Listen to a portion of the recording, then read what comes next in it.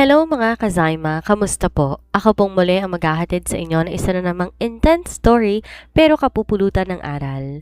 Guys, alam nyo ba yung pakiramdam na akala nyo nahanap nyo na ang the one, pero sa huli kayo palang ginamit para sa pansariling interes ng iba? Ito ang kwento ni Emily, ang asawang akala ng lahat mahina, iyakin at sunod-sunuran pero huwag kayong magkakamali. Dahil ang babaeng minsan nyo nang minamaliit ay siya palang magiging pinakamalupit na bangungot ninyo. Sa istoryang Revenge of the Pregnant Wife, hindi tayo magsisimula sa happily ever after. Magsisimula tayo sa gitna ng pagtataksil, sa gitna ng isang imperyong itinayo sa kasinungalingan at sa loob ng isang bahay na akala mo'y tahanan pero isa palang kulungan. Abangan nyo kung paanong unti-unti sisirain ni Emily lahat ng pinaghirapan ni Jackson. Hindi lang to basta paghihiganti. Ito ay isang maselang laro ng talino, kapangyarihan at hustisya para sa isang inang walang ibang hangad kundi protektahan ang kanyang anak. Handa na ba kayong masaksihan ang pagbagsak ng isang billionaire prince sa makakamay ng asawang dati niyang tinuring na palamiti lang? Simulan na natin. Prologue. Sa altar, pinangako niya ang habang buhay. Sa kama ng iba doon sinira ng asawa niya ang lahat. Si Emily ay ang perpektong asawa, mapagmahal, sunod-sunuran at handang isakripisyo ang sariling pangarap para sa karera ni Jackson, ang kinikilalang billionaire prince ng industriya. Ngunit sa likod ng malaparaisong buhay na pinapakita nila sa publiko, isang malupit na katotohanan ang unti-unting pumapatay sa kanya. Siya ay isang anino lamang sa buhay ng lalaking akala niya ay katuwang niya. Isang gabi, sa gitna ng matinding pagtataksil, nadiskubre ni Emily ang isang sekreto na yayanig sa kanyang buong pagkatao. Buntis siya. Ngunit sa halip na yakapin siya ng kagalakan, natagpuan niya ang sarili sa bingit ng kamatayan nang tangkaing kitilin ng mga taong pinagkakatiwalaan niya ang bunga ng kanilang pagmamahalan. Ang mahinang Emily ay namatay sa gabing yon. Ang nagbabalik ay isang babaeng may pusong kasing lamig ng yelo. Ngayon, muling haharap si Emily sa mundo, hindi bilang ang asawang nagmamakaawa ng atensyon, kundi bilang isang babaeng handang sunugin ang imperyo ni Jackson. Kasamang kanyang katalinuhan at mga ebidensyang matagal niya nang tinatago, isa-isa niyang pagbabayaran ng bawat luhang inaksaya niya. Ang kabit na si Beatrice, handa siyang gawing impyerno ang buhay nito. Ang asawang walang puso, handa siyang nakawan nito ang lahat ng kapangyarihan at dangal. Akala nyo ba tapos na ang laro? Nagkakamali kayo. Ngayon pa lang magsisimula ang totoong ganti ng isang asawang niloko at ina na handang pumatay para sa kanyang anak. Ang silid tulugan ay nababalot ng mamahaling pabango. Ang pamilyar na amoy ni Jackson na humahalo sa amoy ng jasmine na hindi kailanman naging paborito ni Emily. Nakaupo si Emily sa gilid ng king-size bed. Ang kanyang mga kamay ay nanginginig habang mahigpit na nakahawak sa isang maliit na pregnancy test. 2 pulang guhit, 2 buhay na nakataya.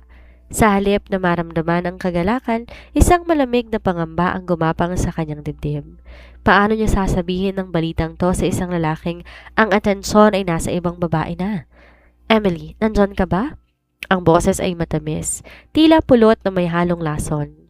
Tumayo si Emily, ang kanyang mga binti, tila mabigat na bakal. Hinarap niya ang pintuan kung saan nakatayo si Beatrice, ang babaeng dahan-dahang sumisira sa pundasyon ng kanyang kasal. Nakasuot to na isang silk robe na halatang pagmamayari ni Jackson. Sa bawat paghakbang nito, tila minamaliit ng bawat hibla ng tela ang karapatan ni Emily sa loob ng mansyon na ito. Anong kailangan mo, Beatrice? Tanong ni Emily.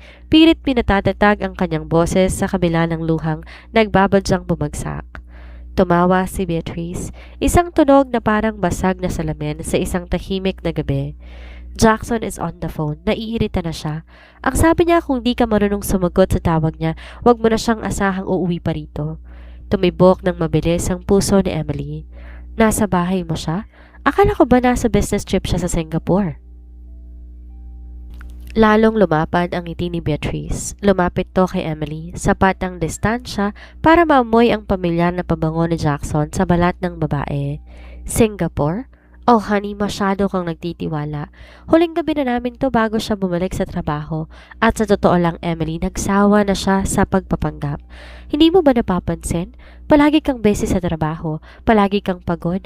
Yun ang ginagamit niyang dahilan para lumapit sa akin. Bawat salita ni Beatrice ay tila isang matalim na batalim na humihiwa sa puso ni Emily. Legal na asawa ko, mariin niyang sagot, bagaman ang boses niya ay basag na. Legal na asawa, ulit ni Beatrice sa isang mapang-uyam na tono. Ngunit sa mata ni Jackson, ikaw ay isa na lang palamuti. Isang asawa na hindi kayang magbigay ng kaligayahan. Huwag kang mag-alala, Emily. Pagkatapos ng gabing ito, sigurado ako, pipirma na siya sa annulment papers at pagkatapos nun, wala ka ng habol sa kahit anong meron siya. Pagkaalis ni Beatrice, naiwang tulala si Emily. Bawat sulok ng silid na dati saksi sa kanilang mga pangako, tila naging isang malawak na kulungan. Mabilis niyang kinuha ang kanyang telepono. Isang notification mula sa isang unknown number ang bumungad sa kanya, isang litrato. Si Jackson, hubad ang pang-itaas, natutulog sa isang kama habang si Beatrice ay nakahilig sa dibdib nito. Ang caption, "Home is where he is." Naramdaman ni Emily ang pagbaliktad ng kanyang sikmura. Ang batang dinadala niya, hindi ito dapat mabuhay sa isang mundong puno ng kasinungalingan. Sa isang iglap ang pagmamahal na nararamdaman niya sa nakalipas na mga taon unti-unting napalitan ng isang itim na galit. Hindi siya iiyak, hindi na. Tumayo siya, lumakad tungo sa home office na Jackson. Gamit ang master key na matagal niya nang tinatago, pumasok siya sa loob. Ang amoy ng mamahaling cigar at mga lumang papel ay sumalubong sa kanya. Binuksan niya ang hidden vault sa ilalim ng lamesa. Dito nakatago ang mga dokumento, ang mga transaksyon ng kumpanya na maglalantad sa ilegal na gawain ni Jackson. Don't worry, Beatrice. I will divorce her soon. I just need to wait for the right timing. Narinig niyang boses ni Jackson mula sa kabilang linya habang kausap nito ang babae sa speakerphone. Right timing? Ang isip ni Emily. Ngayon ang timing na yon. Kinuha niya bawat dokumentong nakita niya, bawat pahina ay katibayan ng pagtataksil hindi lang sa kanya, kundi sa batas. Kinuha niya ang kanyang telepono, tinawagan ng tanging taong alam niyang makakatulong sa kanya, ang isang private investigator na kilala sa pagiging maingat. I need everything. Mahinahon ngunit may diin niyang sabi. Gusto ko siyang makitang bumabagsak. Gusto ko oras na lumabas ang balitang to, wala na siyang matitirhan, wala na siyang pangalan. Pagbaba ng telepono, tinignan niya ang sarili sa salamin. Ang dating Emily na maamo at sunod-sunuran wala na. Ang nakaharap sa kanya ngayon ay isang babaeng may matang singtalim ng labaha. Hawak niya ang kanyang tiyan, ang kanyang kamay naging kamao. Hindi ko hahayaan na masira ang buhay mo nang dahil sa kanya, bulong niya sa kanyang sanggol. Sa gabing yon, ang mansyon na dating pugad ng pag-ibig ay naging battlefield.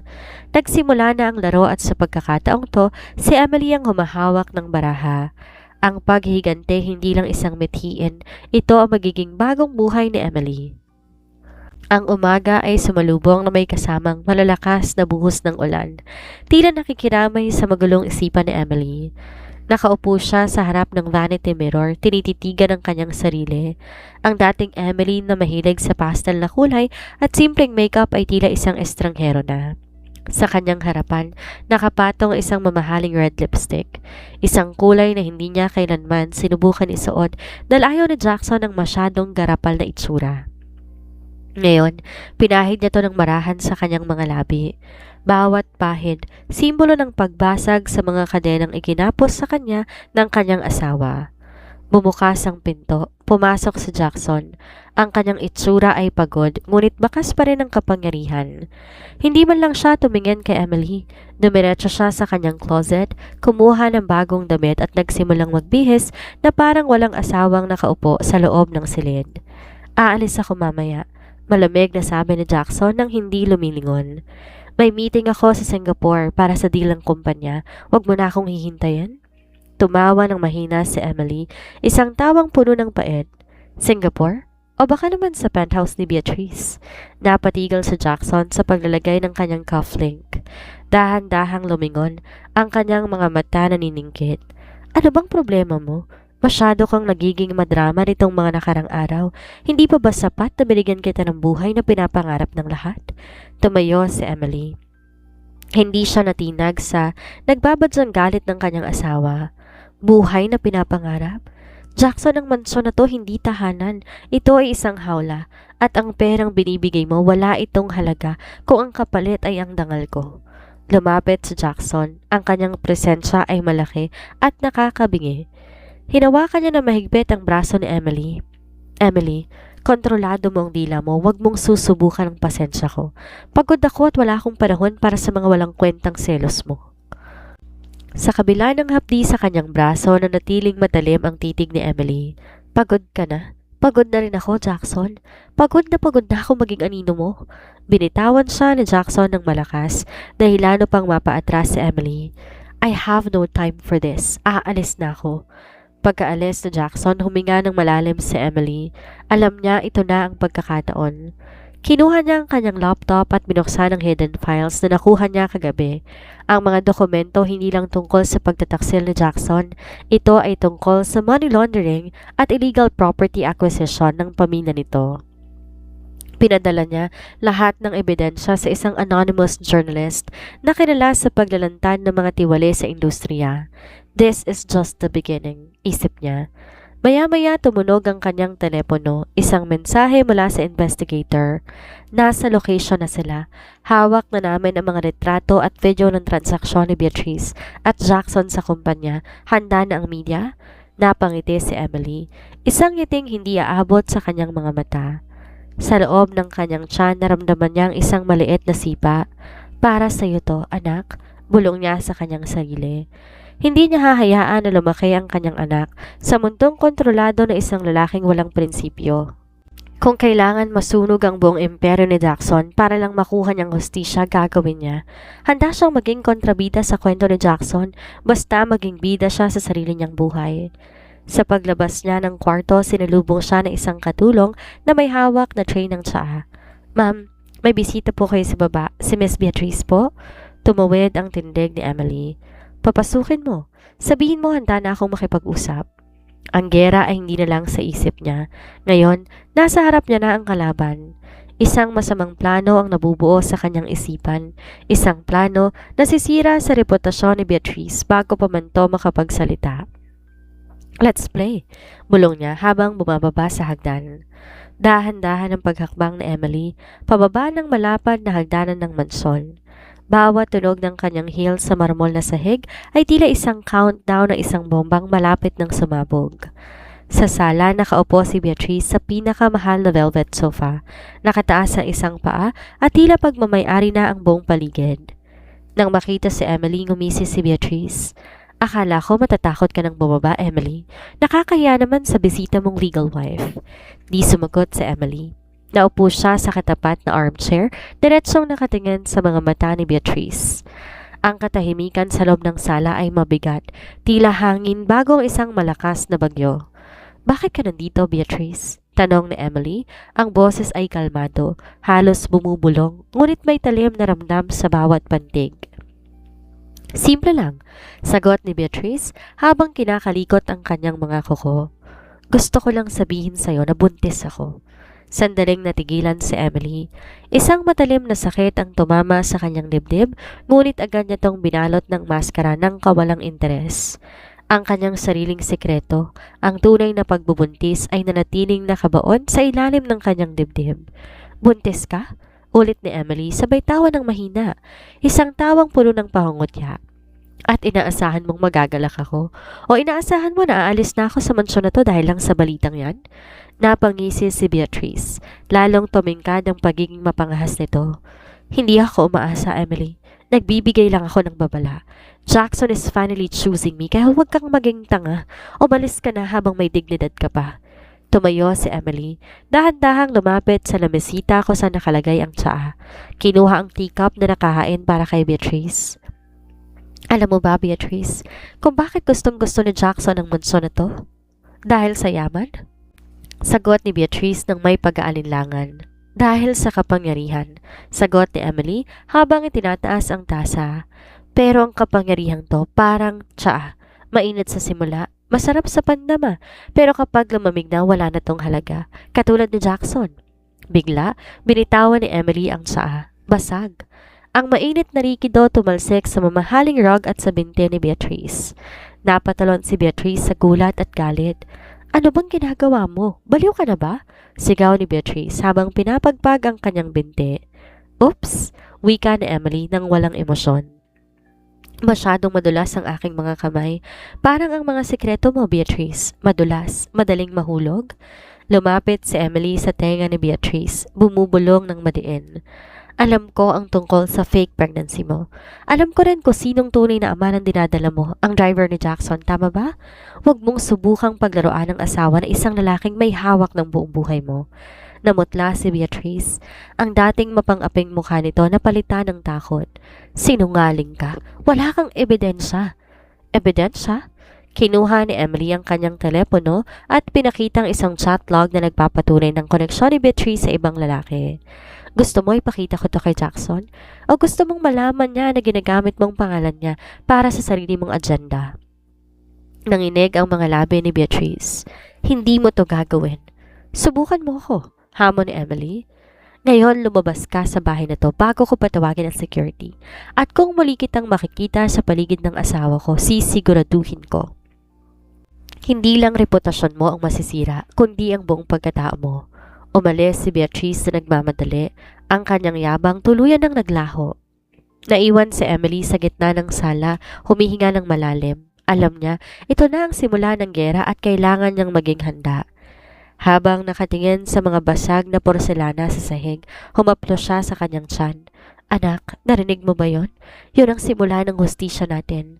Ngunit sa gitna ng kanyang tagumpay, nakatanggap siya ng notification sa kanyang phone mula kay Jackson. Umuwi ka na sa bahay ng mga magulang mo. Ayaw na kitang makita sa mansyon. Tapos na tayo? Napangisi si Emily. Tapos na ba? Hindi, Jackson. Ngayon lang tayo magsisimula. Ang gabi ay balot na makapal na kadiliman. Tila sumasalamin sa kawalan ng katiyakan ng kinabukasan ni Emily. Pagkabasa ng mensahe ni Jackson, hindi siya umiyak. Wala na siyang luha para sa lalaking kasing lamig ng yelo na hindi natutunaw. Sa halip, isang nakakabinging katahimikan ang bumalot sa kanyang buong pagkatao. Dahan-dahan siyang umakyat sa master's bedroom. Binuksan niya ang cabinet. Ang malaking walk-in closet na punong-puno ng mga mamahaling gown at branded na gamit na binigay ni Jackson. Dati, ang mga to ang kanyang simbolo ng perpektong buhay. Ngayon, tinitingnan niya ang mga ito bilang mga posas na matagal na nakagapos sa kanyang mga pulso. Di siya kumuha ng kahit anong alahas o mamahaling gamit na binili ng pera ni Jackson. Sa halip, isang maliit na maleta lang ang kinuha niya. Nilagay niya ron ang mahalagang dokumento, ang mga ebidensyang nakolekta niya, ang kanyang passport at ang maliit na ultrasound ng kanyang sanggol. Yun lang ang kailangan niya. Ang bawat gamit na may tatak na Jackson iiwan niya, kasama ng nakaraan niyang puno ng panlilinlang. Habang nag-aayos ang pinto ay bumukas ng malakas. Pumasok si Jackson, ang kanyang mukha puno ng matinding galit. Amoy alak ito at sigarilyo. Ano, hindi ka pa ba umaalis? Sigaw ni Jackson. Akala ko ba may dignidad ka? Bakit hindi ka pa lumayas? Humarap si Emily sa kanya. Ang kanyang tindig ay tuwid. Ang kanyang mga mata ay parang dalawang matatalim na palaso na nakatutok sa dibdib ng lalaki. Aalis ako, Jackson. Hindi dahil sa inuutos mo, kundi dahil tapos na ang kontrata natin. Kontrata? Tumawa sa Jackson ng mapakla. Akala mo ba mahalaga ka? Si Beatrice ang mahal ko. Ikaw? Isa ka lang panakip butas na ginamit ko para hindi mahalata ng mga investors ang mga galaw ko. Naramdaman ni Emily ang isang pamilyan na kirot, ngunit agad nitong binaliwala. Alam ko, Jackson. Matagal ko nang alam. Pero hindi mo alam ang bawat pirma mo sa mga dokumentong yon ay sapat na para ibagsak ka. Tumawa ng malakas si Jackson. Threats? Really? Sa tingin mo maniniwala mga tao sa isang asawang iniwan at pinagpalit sa isang sikat na modelo? Hindi nila kailangan maniwala sa akin, sagot ni Emily habang hinihila ang kanyang maleta papalapit sa pinto. Kailangan lang nilang maniwala sa mga ebidensyang hawak ng board of directors at ng mga otoridad. Nanlaki ang mga mata ni Jackson. Anong ginawa mo? Dinalaw ko nakaraan mo at sinigurado kong walang matitirang hinaharap para sa'yo. Madiing sabi ni Emily. Lumabas siya ng mansyon na hindi na lumingon muli. Ang bawat hakbang niya palayo sa malaking gate parang pagtanggal ng isang mabigat na pasanin. Sa labas, naghihintay isang lumang kotse na hiniram niya sa isang mapagkakatiwalaang kaibigan. Hindi siya nagpadala sa kaba. Ang kalsadang tinatahak niya ay madilim, ngunit sa loob ng kanyang puso nararamdaman niya ang liwanag ng kalayaan. Habang nagmamaneho, tumawag ang kanyang private investigator. Ma'am, natanggap na ng media ang mga file. Sa loob ng isang oras lalabas ng balita. Ang mga account ni Jackson unti-unti nang na-freeze ng mga bangko dahil sa mga anomalya. Good, maikling sagot ni Emily. Siguraduhin mong hindi niya malalaman na ako ang nasa likod nito hanggat hindi siya tuluyang bumabagsak. Masusunod, Miss Emily? Huminto ang sasakyan sa tapat na isang maliit ngunit desenteng apartment sa kabilang bahagi ng lungsod. Ito ang magiging pansamantalang tirahan niya. Pagkapasok sa loob, nilapag niya ang kanyang maleta at naupo sa isang lumang sofa. Ang katahimikan ng paligid nakakabingi, ngunit sa unang pagkakataon nakaramdam siya ng kapayapaan. Hinawakan niya ang kanyang tiyan. Dito tayo magsisimula, anak. Malayo sa gulo. Malayo sa mga taong gustong manakit sa atin. Pero huwag kang mag-alala. Gagawin ko ang lahat para makuha natin ang hustisya na nararapat para sa atin. Kinabit niya ang kanyang laptop at sinimulang i-manage ang mga digital asset na naipon niya mula sa kumpanya ni Jackson. Hindi lang siya basta umalis. Dinala niya ang mga susi ng bawat pinto na kailangan niyang buksan para sirain ang imperyo ng lalaking nanira sa kanyang buhay. Hindi siyang biktima sa kwentong to, siya ang magiging arkitekto ng pagkawasak ni Jackson. Ang Revenge of the Pregnant Wife ay hindi lang isang titulong nabuo sa kanyang isipan. Ito ang magiging katotohanan na tatatak sa kasaysayan ng industriya nila. Habang ang buong lungsod ay natutulog, si Emily ay gising, nagpaplano, nag-oorganisa at naghahanda. Ang bawat pindot niya sa keyboard ay parang isang babala na tatama sa puso ng mga taong nagtaksil sa kanya.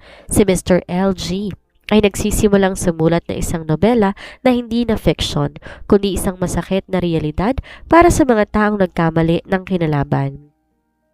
Bukas, sisikat ang araw at ang pangalan ni Jackson ay mababahira na ng dumi. Ngunit para kay Emily, ito ay simula lamang ng mahabang bakbakan. Huminga siya ng malalim, pinapakiramdaman bawat tibok ng buhay sa loob niya. Game on, Jackson! Bulong niya sa dilim, habang ang ngiti sa kanyang mga labi nagiging isang simbolo ng isang babaeng hindi na kailanman magpapasakop. Ang mundo na dating kontrolado ng asawa, ngayon unti-unti nang guguho at siya ang magiging saksi sa bawat piraso ng imperyong ito na magiging abo sa harap ng kanyang mga mata. Kinabukasan, hindi sikat ng araw ang gumising sa buong bansa, kundi ang mga breaking news sa telebisyon at social media. Billionaire tycoon Jackson Bastille, sangkot sa malawak na money laundering at illegal property acquisition. Ang mga headline na bumungad sa bawat pahina ng pahayagan at newsfeed. Sa loob ng kanyang munting apartment, hawak ni Emery ang isang mainit na tasa ng kape habang pinapanood ang live coverage. Nakita niya ang kaguluhan sa labas ng Bastille Corporate Tower. Libo-libong mamamahayag ang nag-aabang ng investor na nagwawala. At ang mga pulis na pumasok sa loob ng gusali dala ang mga dokumento ng warrant of arrest. Ang pagbagsak ng isang higante, sambit ng isang reporter. Ayon sa mga source, lahat ng ebidensya nagmula sa loob mismo ng kumpanya na ipinadala ng isang anonymous source na may hawak ng mga sensitibong file na hindi dapat sana lumabas. Napangiti si Emily. Bawat pahina ng mga financial report na ginugol niya ng ilang buwan upang ayusin, ngayon nagiging mitsa ng katapusan ni Jackson. Biglang tumunog ang kanyang telepono, isang tawag mula sa isang private number. Alam niya sa Jackson yon. Hinayaan niyang tumunog to ng ilang beses bago niya to sinagot. Emily, nasan ka? Anong ginawa mo? Sigaw ni Jackson sa kabilang linya. Ang boses nito hindi nang mapagmataas na boses na nakasanayan niya. Ito ay puno ng panik, galit at desperasyon. Dahil ba to sa ginawa ko? Emily, please itigil mo na to. Hindi ko alam kung paano to nangyari pero alam ko ikaw ang may pakana nito. Humiga si Emily sa sofa. Ang boses niya ay kalmado, halos bumubulong. Jackson, nakakatawa ka. Akala mo ba ang mundo umiikot lang sa iyong kagustuhan? Lahat ng nangyayari ngayon bunga ng mga desisyon na ginawa mo. Papatayin kita, bulyaw ni Jackson. Papatayin? Tumawa si Emily ng malutong. Sa tingin mo ba may matitira pa sa iyong reputasyon para makapanakit? Jackson, habang kausap mo ko ang mga bank accounts mo, sinusuri na ng Anti-Money Laundering Council. Ang mga ari-arian mo ay nakapangalan sa mga korporasyon na hindi mo pagmamayari. Lahat ng pinaghirapan mo sa loob ng 10 taon, mawawala sa loob ng 10 minuto. Natahimik si Jackson. Rinig ni Emily ang mabigat nitong paghinga. Sino ka ba talaga? Hindi ikaw ang Emily na nakilala ko. Ang Emily na nakilala mo namatay na nung gawing piliin mong ipagpalit ang iyong pamilya para sa isang babaeng walang ibang alam kundi ang manggamit, sagot ni Emily. Ang Emily na kausap mo ngayon ay ang taong sisiguro na bawat sentimong ninakaw mo babalik sa mga taong tunay na naghirap. Binaba ni Emily ang tawag at agad na hinarang ang numero. Maya-maya, may narinig siyang kalabog sa labas ng kanyang pinto. Hindi ito ang mga pulis. Alam niya ang tunog ng galit na yapak ni Beatrice.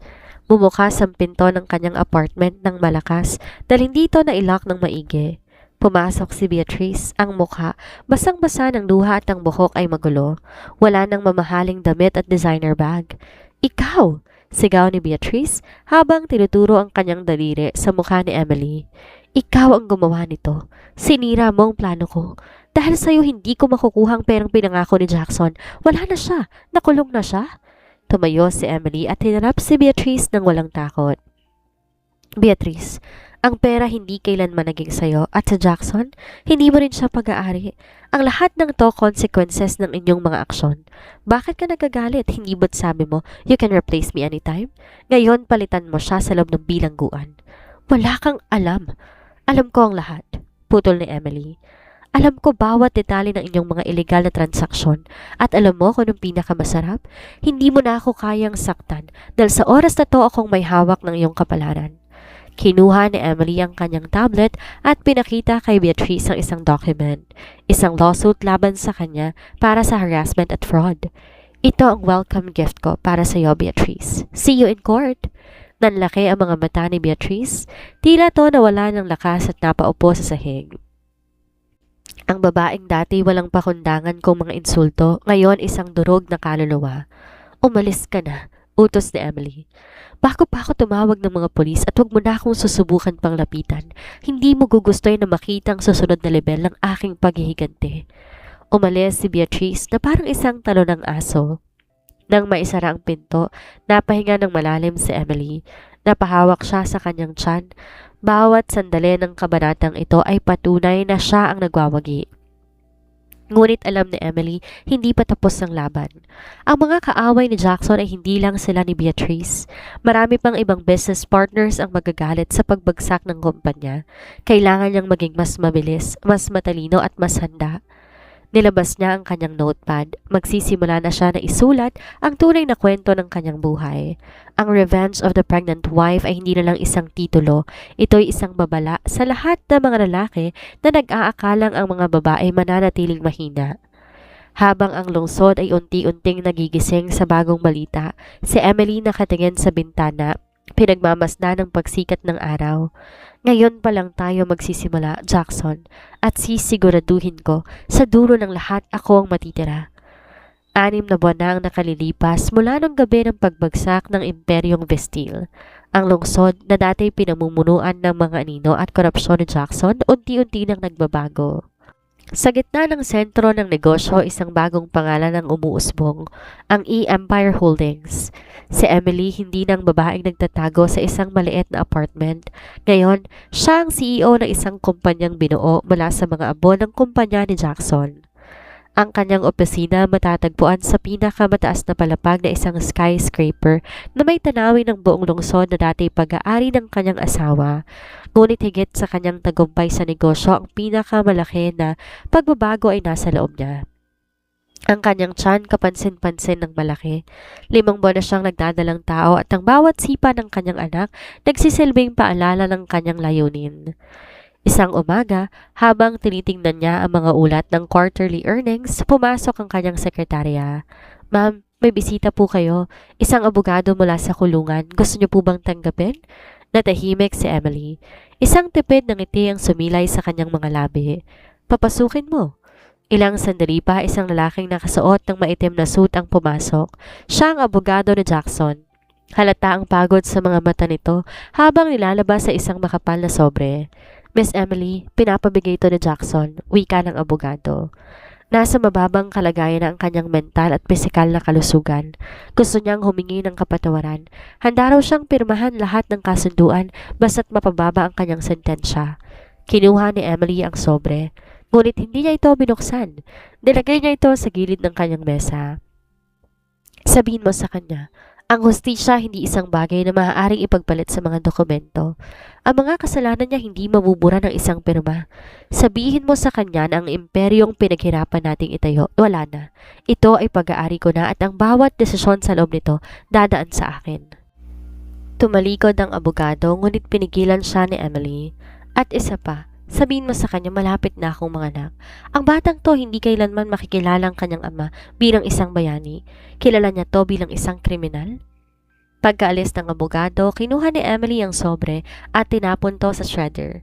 Ang mga papel na naglalaman ng pagmamakaawa ni Jackson unti-unting naging pira-pirasong basura. Maya-maya pumasok ang isang matandang lalaki, ang dating mentor ni Jackson na naging kakampi ni Emily sa pagbuo ng bagong kumpanya. Napakatapang mo, Emily. Ngunit huwag kang pakasisiguro. May mga natitira pang loyalista sa Jackson na hindi natutuwa sa iyong pamumuno. Alam ko, tugon ni Emily nang hindi man lang lumingon. Handa ako sa anumang susunod na hakbang. Ang kinatatakutan lang nila ay ang babaeng wala nang mawawala pa at ang babaeng yon ay ako. Lumipas ang araw na puno ng pagtatrabaho. Sa tuwing nakakaramdam siya ng pagod, tinitingnan niya ang larawan ng ultrasound sa kanyang mesa. Ito ang kanyang fuel. Hindi lang siya nakikipaglaban para sa kanyang sarili. Nakikipaglaban siya para sa kinabukasan ng kanyang anak. Pagdating ng gabi, nagpa siya si Emily na bisitahin ang private wing ng ospital kung saan nakakulong si Beatrice. Hindi siya pumasok sa loob. Tumingin lang siya sa bintana ng silid nito mula sa malayo. Nakita niya si Beatrice na nakasuot ng prison uniform, nakatingin sa kawalan at tila nawawala na sa sariling isip. Ang babaeng dati pangarap mamuhay ng marangya, ngayon nabubuhay sa ilalim ng mga rehas. Walang ibang bumibisita sa kanya, walang ibang nagmamahal sa kanya. Ang mga kaibigang dati niyang pinagyayabang, iniwan na siya noong sandaling bumagsak ang kanyang pangalan. Ganyan pala ang dulo ng pagiging makasarili, bulong ni Emily sa sarili. Pag-uwi ni Emily sa kanyang penthouse, sinalubong siya ng katahimikan. Ngunit hindi itong nakakatakot na katahimikan ng dati niyang mansyon. Ito ay ang katahimikan ng kalayaan. Nagluto siya ng sariling hapunan at habang kumakain, pinapanood niya ang mga social media ng kanyang kumpanya. Ang mga tao unti-unti nang naniniwala sa kanyang vision. Ang dating maduming pangalan ng mga Vestil, unti-unting napapalitan ng pangalan ni Emily, isang simbolo ng katapatan at husay. Ngunit sa gitna ng kanyang kapayapaan, nakatanggap siya ng isang email mula ito sa isang encrypted server. Binuksan niya ito at bumungad ng isang file na may nakasulat na ang sekreto ng pamilya Vestil na hindi mo pa alam. Naramdaman ni Emily ang isang biglaang kaba. Akala niya natapos niya na lahat ng koneksyon sa nakaraan. Ngunit ang attachment ay isang video, isang security footage mula sa araw ng kasal nila ni Jackson. Dito, nakita niya ang kanyang biyenan na nakikipag-usap sa isang lalaking hindi niya kilala. Pinag-uusapan nila ang isang legacy na hindi dapat malaman ni Emily, isang banta o isang babala. Hindi napigilan ni Emily yung mapahawak sa kanyang tiyan, parang may gustong pumasok sa kanyang buhay na mas matindi pa sa nakaraan. Ang revenge na naisip niya, tila isang maliit na bahagi lang na isang mas malaking laban. Hindi pa pala tapos, bulong niya habang ang kanyang mga mata nananatiling matalim. Akala ko nakuha ko ng lahat, ngunit mukhang may mga multo pa sa nakaraan ang kailangang ilibing. Inumin niya ang kanyang gatas at huminga ng malalim. Kahit pa gaano kasakit o kapanganib ang susunod na kabanata, hindi na siya babalik sa pagiging mahinang asawa. Siya na ang may hawak ng baraha, siya nang nagtatakda ng mga patakaran. Revenge of the Pregnant Wife. Ang nobela ay hindi pa natatapos. At ang susunod na pahina ay magiging mas madugo, mas masakit at mas matindi. Ihanda niyo ang sarili ninyo, sabi ni Emily sa kawalan habang nakatingin sa refleksyon niya sa bintana.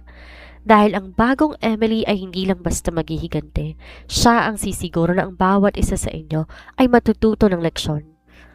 Ang mga sumunod na araw ay tila isang malabong panaginip para kay Emily.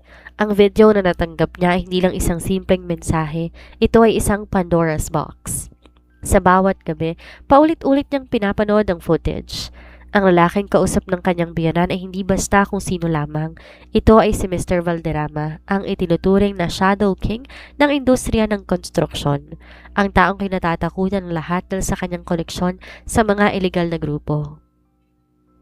Anong kinalaman ng pamilya Vestil sa isang taong tulad niya? Habang ang kanyang tiyan ay patuloy na lumalaki, ang kanyang isipan mas lalo naging matalas. Hindi na siya ang babaeng naghihiganti lang dahil sa pagtataksil ng asawa. Ngayon, kailangan niya ng protektahan ng kanyang anak mula sa isang panganib na hindi niya lubos maunawaan. Ma'am, may package po na dumating para sa inyo. Galing daw sa isang law firm na hindi rehistrado. Bungad ng kanyang sekretarya isang umaga. Binuksan ni Emily ang sobre sa kanyang loob ng kanyang pribadong opisina. Sa loob ay isang original birth certificate at isang lumang litrato. Ang litrato nagpapakita na isang sanggol na nakabalot sa kumot na may tatak ng pamilya Vestil at sa likod nito may nakasulat na ang tunay na tagapagmana ng kasalanan. Nanginig ang mga kamay ni Emily.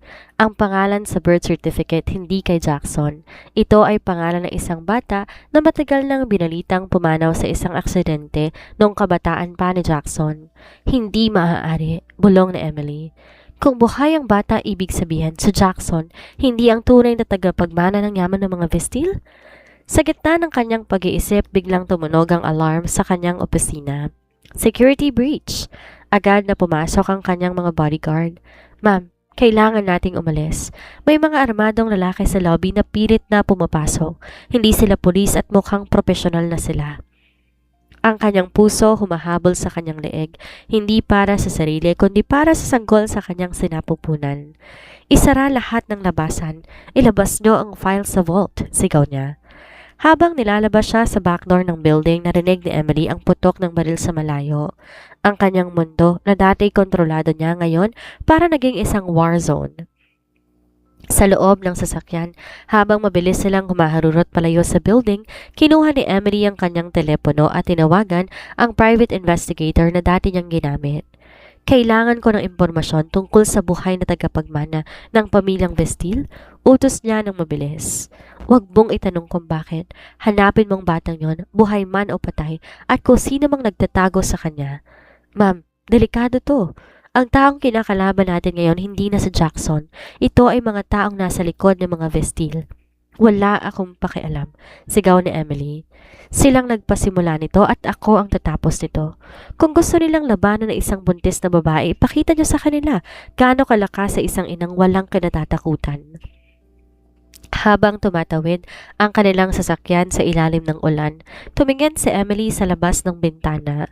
Ang mga ilaw ng lungsod tila nagiging mga matang nakamasid sa kanya. Alam niya, mula ngayon, hindi na lamang siya ang CEO. Siya ay naging isang target. Tumigil ang sasakyan sa isang liblib na safe house sa labas ng lungsod. Pagkapasok sa loob, sinalubong siya ng matinding katahimikan. Nilapag niya ang kanyang gamit at hinawakan ang kanyang tiyan. Hindi mo kailangan matakot, anak, bulong niya sa dilim.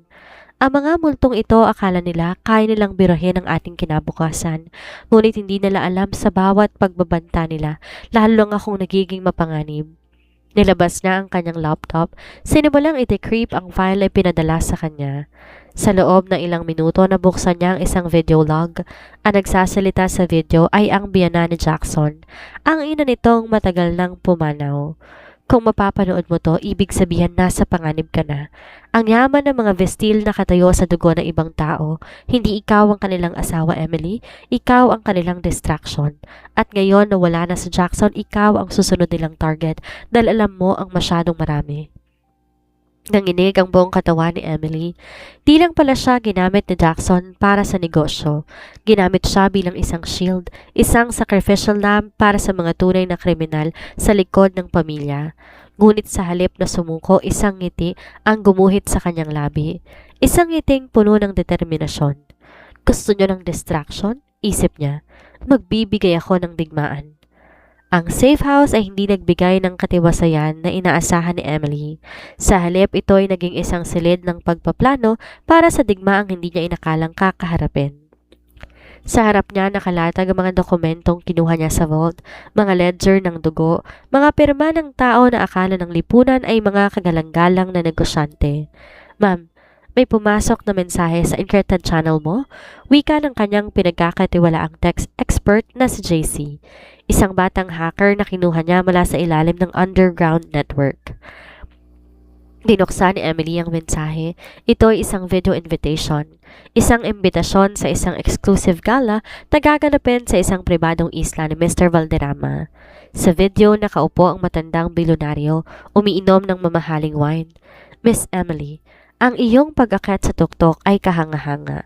Ngunit ang mga reyna hindi nabubuhay sa labas ng aking kaharian.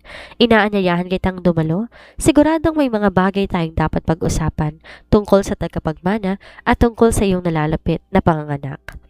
Ang banta ay malinaw. Alam nila ang tungkol sa kanyang sanggol. Hindi ka pwedeng pumunta doon, ma'am. Mariing babala ni JC. Patibong yun. Siguradong papatayin ka nila pagtapak mo pa lamang sa isla. Ngunit tumayo si Emily. Ang kanyang pagbubuntis hindi naging sagabal sa kanyang tindig. Di ako pupunta ron para makipagsundo. JC, pupunta ako ron para ibagsak ang buong organisasyon nila mula sa loob. Kung hindi ako pupunta, patuloy nila tayong hahabulin. Kung pupunta ako, ilalagay ko ang sarili ko sa kanilang harap at doon natin sila pasasabugin. Habang papalapit ang araw ng gala, inihanda ni Emily ang lahat. Hindi siya nagsusuot ng mga gown na binili niya. Sa halip, nagsuot siya ng isang custom-made suit na may nakatagong microtransmitter at surveillance jammer. Sa bawat hakbang niya, dala niya ang bigat ng hustisya.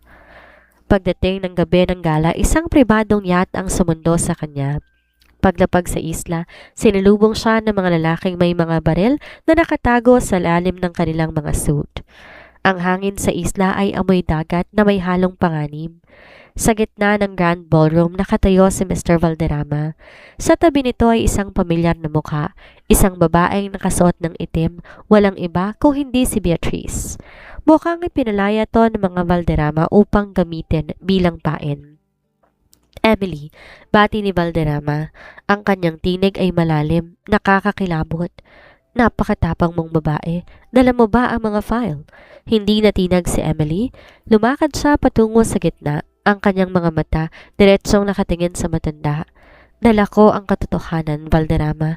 At alam mo ba kung bakit ako nandito? Hindi para ibigay ang mga file. Nandito ako para ipakita sa iyo lahat ng kinatatakutan mo nasa loob na ng sistemang kinabibilangan mo.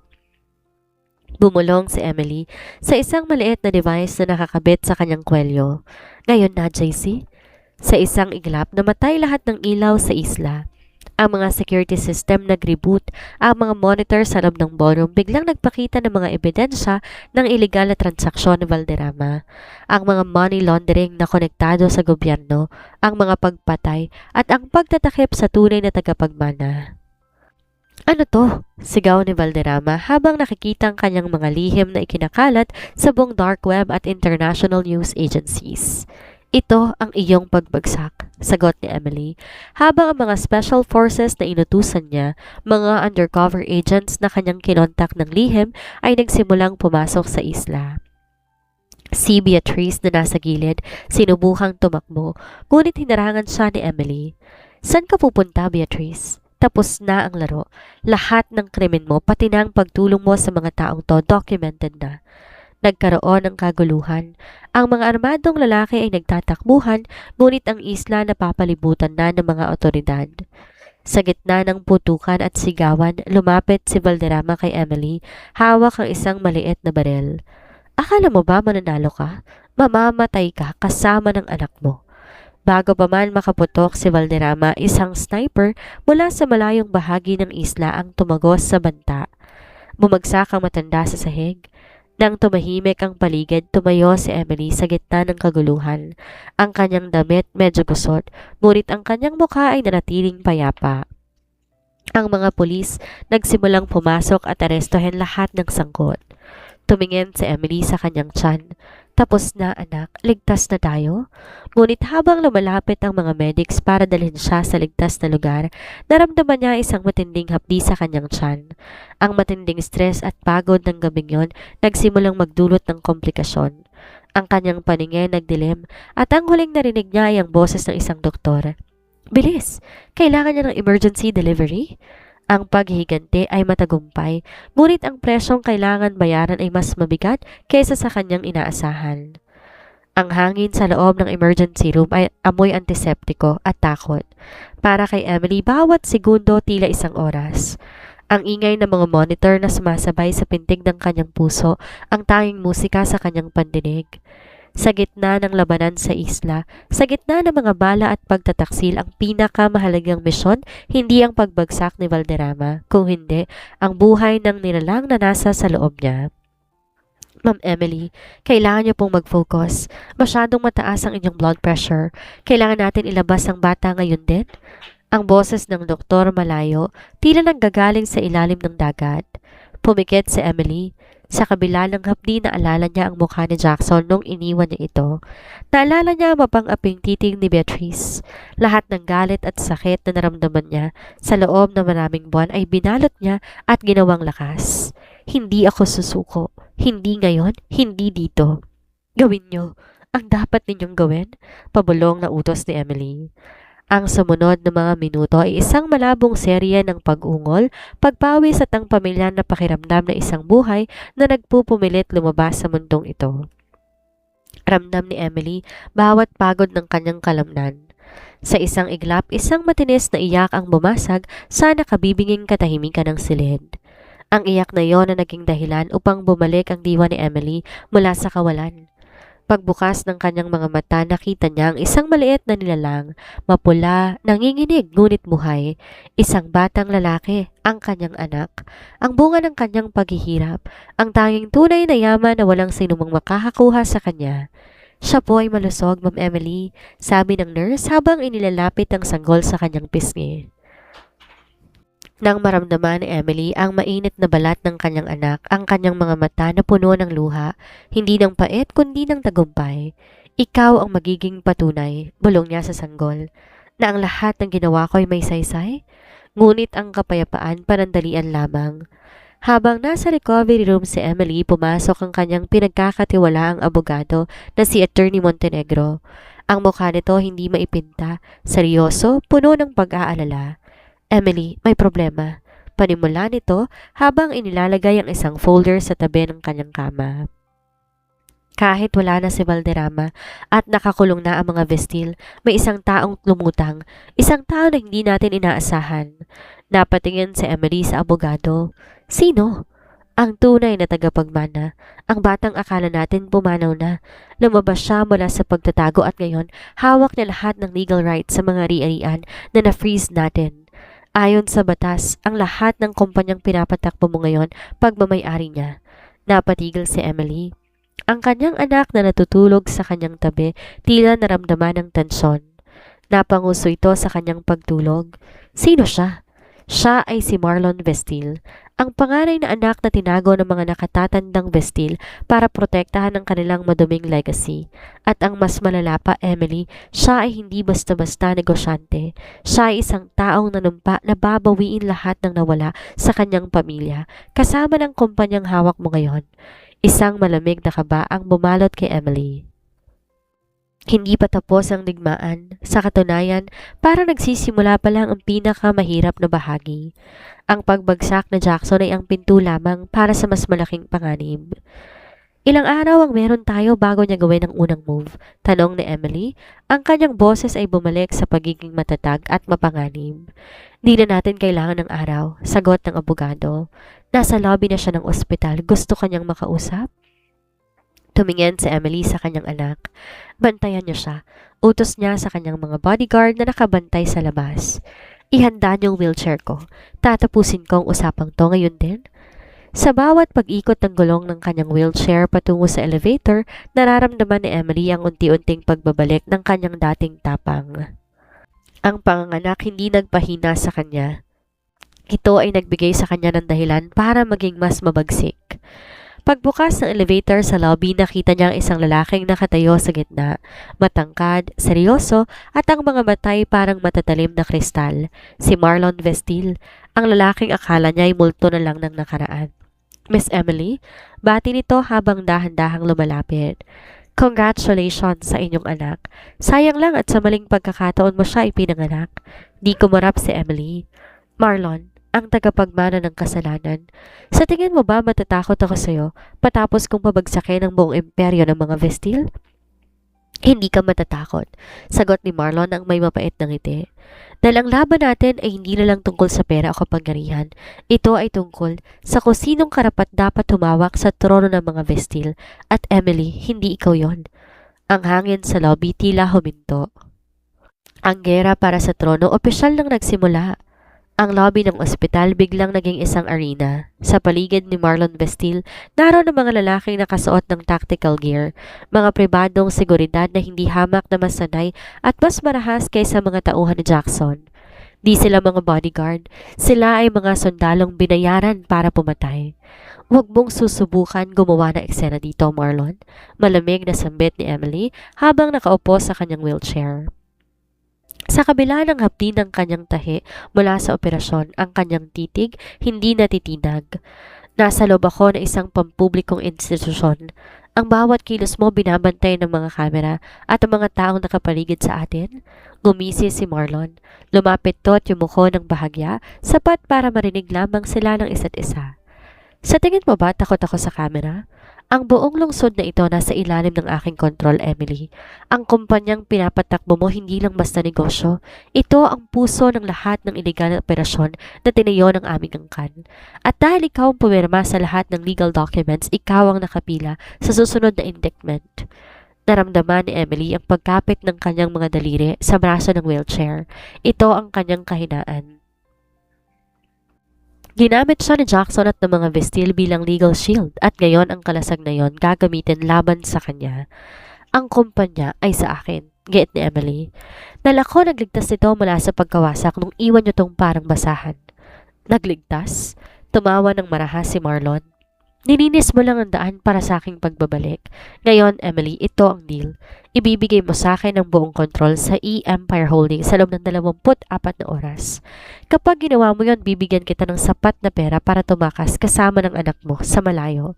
Pero kung tatanggi ka, sisiguraduhin kong ang batang yon hindi na aabot sa kanyang unang kaarawan. Ang pagbabanta sa kanyang anak ang nagpabago sa timpla ng dugo ni Emily. Sa isang iglap ang pagiging maingat na palitan na isang mapangwasak na puon. Hindi mo alam ang kinakalaban mo, Marlon, bulong ni Emily. Hindi lang ako isang babaeng inapi. Ako ang babaeng naging bangungot ng asawa mo. Ay pasensya na, ng asawa ko pala. Ang mga Vestil na wala dahil sa pagkakamali nila, sa tingin mo ba, ikaw magiging exemption? Bago pa makasagot si Marlon, biglang bumukas ang pinto ng ospital. Di mga pulis ang pumasok, kundi mga investigative reporters mula sa iba't ibang malalaking networks na inutusan ni JC na mag-abang sa labas. Kasama rin nila ang ilang tauhan mula sa Department of Justice na dati niyang nakatrabaho. Mr. Marlon Vestil, sigaw na isang reporter. Totoo ba na ikaw ang nasa likod ng underground smuggling operations na inilantad kahapon? Nagulat si Marlon. Tumingin siya sa paligid at nakita ang mga kamera na nakatutok sa kanya. Di siya po pwedeng gumawa ng marahas na hakbang ngayon. Ang kanyang reputasyon bilang isang legal na negosyante nakasalalay sa pagkakataong to. Emily, sinadya mo to, sabi ni Marlon ng pabulong. Ang kanyang muka namumula na sa galit. Lahat ng ginagawa ko may dahilan, sagot ni Emily habang sinenyasan ng kanyang mga bodyguard na ilayo siya. Welcome to the public eye, Marlon. Sa lugar kung saan walang tinatagong krimen ang ligtas. Habang tinutulak siya ng bodyguard pabalik sa elevator, ramdam ni Emily ang pananabik sa kanyang dibdib. Hindi pa tapos ang laban, ngunit sa pagkakataong to, nasa labas na lahat ng baraha. Pagdating sa loob ng kanyang silid, agad niyang tinawagan si JC. JC, i-upload mo na ang final files. Ang file na may kinalaman sa tunay na magulang ni Marlon. Ipakita mo sa mundo na siya man ay hindi tunay na Vestil. Siya ay isa lang orphan na pinulot at ginamit para sa kanilang maduming laro. Ma'am, kapag nilabas natin yan, wala na siyang pipigil sa pagpatay sa atin. Babala ni JC. Alam ko, Sagot ni Emily habang tinitingnan ang natutulog niyang anak. Kaya dapat nating siguraduhin na paglabas ng impormasyong yan, wala na siyang kapangyarihang mag-utos ng kahit ano. Sa gabing yon, habang ang mundo'y nagkakagulo dahil sa mga bagong revelasyon, nakaramdam si Emily ng kakaibang kapayapaan. Ang revenge of the pregnant wife ay lumalawak na. Hindi na to personal na ganti. Ito ay isang malawakang paglilinis sa isang sistemang nabubuhay sa kasinungalingan. Hawak ang kamay ng kanyang anak, pumikit si Emily. Bukas, pagising niya, hindi na lang siyang isang inang nagtatanggol. Siya na magiging pinakamakapangyarihang babae sa industriya. Ang reynang hindi na kailanman papayag na matalo ng mga multo ng nakaraan. Ang lungsod, tila isang nagbabagang bakal. Ang bawat kalsada, bawat news sticker at bawat usap-usapan ay nakatuon lamang sa isang pangalan, Marlon Vestil. Ang inilabas ni JC ng mga dokumento, ang patunay na si Marlon ay hindi tunay na dugo ng mga Vestil, kundi isang batang kinuha lang mula sa isang ampunan upang maging puppet ng mga shadow investors ay nagdulot ng malawakang kaguluhan sa stock market. Nasa loob si Emily ng isang high-security boardroom. Nakaupo sa harap ng isang mahabang mesa gawa sa mahogany. Kahit siya'y nagpapagaling pa mula sa panganganak, ang kanyang tindig hindi matitinag. Sa paligid niya ay ang mga board members ng E-Empire Holdings na dating takot sa mga Vestil, ngunit ngayon nakatingin sa kanya ng may kasamang pag-asa. Ang mga Vestil, isang bula na pumutok na, wika ni Emily. Ang kanyang boses ay malamig ngunit may otoridad. Lahat ng kanilang mga assets naka-freeze. Marlon has nowhere to go. Ngunit Miss Emily, sambit na isang senior board member, si Marlon may hawak pa ring mga private military assets. Di natin alam anong oras na tayo susugurin. Ang kumpanya ay nanganganib na maging target na isang hostile takeover na may kasamang dahas. Hindi pa natatapos ang lalaki nang biglang bumukas ang mga pinto ng boardroom. Hindi si Marlon ang pumasok kundi ang kanyang kanang kamay na si Dante, isang lalaking kilala sa pagiging marahas. Wala tong dalang baril, ngunit ang kanyang mga mata nagbabanta. Miss Emily, may mensahe na si Marlon, wika ni Dante habang nilalapag ang isang tablet sa harap ni Emily. Nasa labas siya ng gusali, kasama niya ang media at higit sa lahat, nasa kanyang sasakyan ang iyong anak. Tumigil ang tibok ng puso ni Emily. Isang matinding takot ang humampas sa kanya, ngunit mabilis nitong nilunod sa kanyang galit. Hindi niya maaaring sakta ng bata. Nasaan ang mga gwardya ko? Tanong na Emily. Ang boses ay pabulong ngunit puno ng banta. Nasa labas ng gusali, kinokontrol ang mga tauhan ni Marlon. Sagot ni Dante. Sumama ka sa akin o hindi mo na makikita ang iyong anak. Tumayo si Emily. Hindi siya nagpakita ng pangamba. Dante, alam mo ba kung bakit ako nagtatagumpay? Dahil hindi ako umaasa sa mga tauhan. Umaasa ako sa aking mga trap. Pagka-click ni Emily ng isang remote sa kanyang bulsa, ang mga fire sprinkler sa loob ng boardroom biglang naglabas ng makapal na usok. Hindi ito tubig kundi isang non-lethal incapacitating gas. Kasabay nito ang mga hidden magnetic locks sa mga pinto kusang bumukas at ang mga security drone na binuo ni JC ay lumipad papasok sa silid. Sa gitna ng usok, hinablot ni Emily ang tablet. Mabilis tumakbo patungo sa emergency exit. Alam niya bawat sulok ng gusaling to dahil siya ang nag-design ng security layout. Paglabas niya sa basement, nakita niya ang sasakyan ni Marlon. Isang itim na limousine. Nakita niya ang kanyang sanggol hawak ng isang yaya na muling kinakabahan. Si Marlon nakatayo sa harap, naninigarilyo, naghihintay sa kanya. Emily, bati ni Marlon habang nakangisi. Napakatalino mo, pero masyado kang emosyonal. Ibalik mo sa akin ang anak ko, Marlon. Utos ni Emily habang ang kanyang kamay ay nakahawak sa isang trigger sa kanyang likuran. At bakit ko gagawin yon? Tanong ni Marlon. Dito magtatapos ang iyong revenge. Patay ka, patay ang bata, at ang E-Empire mapapasakin na. Ngunit bago pa makagalaw si Marlon ang paligid, biglang napuno ng mga asul at pulang ilaw. Hindi lamang mga polis, ang National Bureau of Investigation ay nakapalibot na sa buong parking area. Kasama nila ang media na inasahan ni Emily susunod sa kanya. Marlon Vestil, sigaw na isang official. Sumuko ka na! Lahat ng ginagawa mo naka-live broadcast? Hindi makapaniwala si Marlon. Tiningnan niya ang kanyang tablet at nakita ang isang live stream ng kanilang pag-uusap na nakabroadcast sa lahat ng social media accounts ng kumpanya. Hindi to maaari, sigaw ni Marlon. Ang reyna, hindi kailanman nakikipagsabayan sa mga sanggol, Marlon. Wika ni Emily habang mabilis na lumapit ang kanyang mga undercover agents para bawiin ng sanggol mula sa yaya. Nang mapunta ang anak sa kanyang mga bisig, doon lang huminga ng malalim si Emily. Ang kanyang paghihigante ay hindi na lang basta pagbawi sa kumpanya, ito ay isang paglilinis. Habang pinoposasan si Marlon, tumingin to kay Emily nang may halong puot at pagkamangha. Hindi pa tayo tapos, Emily. Tapos na, Marlon, sagot ni Emily habang kinakarga ang kanyang anak. Ang kwentong to ay para sa mga tao na akala nila silang may-ari ng mundo, ngunit sa huli ang katotohanan ang laging tatagumpay. Nang ilabas ng mga pulis si Marlon ang mga flashing lights ng kamera, naging tila mga bituin sa gitna ng kadiliman. Si Emily nakatayo doon, ang kanyang buhok medyo gusot. Ang kanyang damit may alikabok ngunit ang kanyang mga mata puno ng kapayapaan. Ang Revenge of the Pregnant Wife ay naging simbolo na ng hustisya at siya ang reynang nakatayo sa tuktok ng kanyang sariling tagumpay. Isang taon na ang nakakalipas mula nang tuluyang bumagsak ang Imperyong Vestil.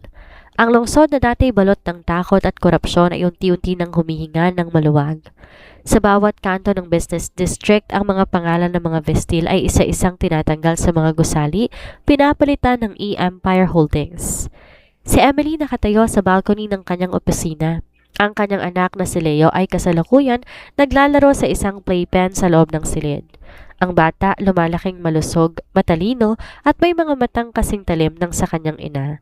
Si Leo ang naging pundasyon sa lahat ng ginawa ni Emily, ang kanyang lakas, ang kanyang dahilan at ang kanyang buhay. Bumukas ang pinto, pumasok si JC na ngayon ay isa ng mataas na opisyal sa tech security ng kumpanya. Ma'am, nakanda ng lahat para sa annual general meeting. Lahat ng board members naghihintay na sa inyo. Humarap si Emily kay JC at tumango. Salamat, JC. Kung wala ka, hindi natin narating ito. Ma'am, kayo ho ang dahilan kung bakit tayo nandito. Kayo ho ang reynang hindi sumuko. Sagot ni JC nang may paggalang. Pagpasok ni Emily sa boardroom, sinalubong siya ng masigabong palakpakan. Hindi ito palakpak ng takot, palakpak ito ng respeto. Binuksan niya ang kanyang presentation sa malaking screen. Ang mga numero ay positibo. Ang kumpanya lumalago at ang pinakamahalaga, ang kanilang mga social responsibility projects ay nakatutulong na sa libu-libong pamilya na dati na agrabyado ng mga Vestil. Sa loob ng isang taon, panimula ni Emily, ang boses ay puno ng emosyon pero nananatiling matatag. Natutunan natin na ang kapangyarihan ay hindi nasusukat sa laki ng iyong yaman. Nasusukat to sa kung paano mo itong ginagamit para sa ikabubuti na nakararami. Ang kumpanyang ito ay hindi na pag-aari ng mga Vestil. Ito ay pag-aari ng mga taong nagtatrabaho ng tapat, ng mga taong naniwala sa atin nung tayo nasa ilalim. Pagkatapos ng pulong, naglakad si Emily patungo sa roof deck ng gusali. Ang tanawin ng buong lungsod ay sumasabay sa dahan-dahang paglubog ng araw. Kulay kahel at lila ang langit, isang magandang senyales na isang bagong yugto. Kinuha niya ang kanyang telepono at tinawagan ng kanyang publisher. Handa na ang manuskripto? Sagot niya. Ang kanyang kwento, ang Revenge of the Pregnant Wife, ay malapit na ring ilathala. Hindi lamang to isang nobela, ito isang testimonya na isang babaeng dumaan sa apoy, ngunit hindi nasunog. Maya-maya naramdaman niya ang maliliit na kamay na humahawak sa kanyang binti. Binuhat niya si Leo at hinalikan sa pisngi. Tingnan mo, anak. Ito ang mundong ibibigay ko sa'yo. Isang mundong malaya, isang mundo na totoo. Sa malayo, natanaw niya ang isang bulaklak na tumutubo sa gitna ng semento. Maliit, maputla, pero matatag. Katulad niya. Wala ng mga banta, wala ng mga anino ng nakaraan. Si Jackson, si Beatrice at si Marlon, bahagi na lang na isang masakit na kasaysayan na kailangan kalimutan. Ang bawat sugat na iniwan ng nakaraan ay naghilom na at ang bawat pilat ay naging medalya ng kanyang katapangan. Habang hinihipa ng malamis na hangin ang kanyang buhok, pinikit ni Emily ang kanyang mga mata. Sa unang pagkakataon, sa mahabang panahon, hindi siya nag-iisip ng susunod na hakbang. Hindi siya nagpaplano ng ganti, hindi siya nagbabantay sa mga kaaway. Siya ay malaya, siya ay masaya at higit sa lahat, siya ay isang ina na nagtagumpay. Salamat sa lahat, bulong niya sa hangin. Ang langit unti-unting nagiging madilim, ngunit ang mga bituin ay nagsisimula ng magliwanag. At si Emily, ang babaeng minsang naging anino ng iba, ay ngayon nagsisilbing liwanag ng kanyang sariling kinabukasan. Ang nobela ay tapos na, ngunit ang tunay na buhay, ang buhay na pinangarap niya para sa kanyang anak, ay nagsisimula pa lamang sa ilalim ng bagong bukang liwayway. Kitang-kita natin kung paano ang isang pusong binaliwala ay nagkaroon ng lakas para bumangon at lumaban. Si Emily hindi lamang naging biktima, siya ang naging patunay na ang tunay na lakas hindi nasusukat sa kung gaano kalaki ang iyong yaman o impluensya, kundi sa kung gaano katibay ang iyong paninindigan para sa iyong sarili at sa iyong pamilya. Sa mga nakikinig natin na nakakaranas ng pagsubok sa pag-ibig o nakakaramdam na parang silang dehado sa relasyon, tandaan nyo to. Ang pag-ibig dapat maging sandigan, hindi isang hawla. Hindi mo kailangan maging anino ng ibang tao para lang makaramdam ng halaga. Kung kailangan mong mawala ang iyong sarili para lang panatilihin ang isang relasyon, baka hindi pag-ibig ang hawak mo, kundi mga kadenang kailangan mo ng putulin. Ang tunay na revenge, hindi ang pagpapakita kung gaano mo kasakit saktan ang nanakit sa'yo. Ang tunay na revenge ay ang pag-unlad mo, ang pagiging masaya mo at ang pagpapatunay na kaya mong mabuhay at magtagumpay kahit wala sila. Dahil sa dulo ng lahat, ang pinakamalaking pagkatalo ng isang taong nagtaksil ay ang makita kang mas malakas, mas matapang at mas masaya kaysa nung panahong akala nila hawak ka nila sa leeg. Muli, ako si Miss Sandra at salamat sa pagsama sa akin sa isa na namang makakabuluhang kwento ngayong araw. Ano sa tingin nyo ang naging pinakamatinding bahagi ng kwento? I-comment nyo na ang inyong mga saloobin sa ibaba at huwag kalimutang mag-like at mag-subscribe para sa susunod pa nating mga love stories na tiyak magpapabago ng inyong pananaw sa buhay. Hanggang sa muli mga kazayma, maraming salamat po.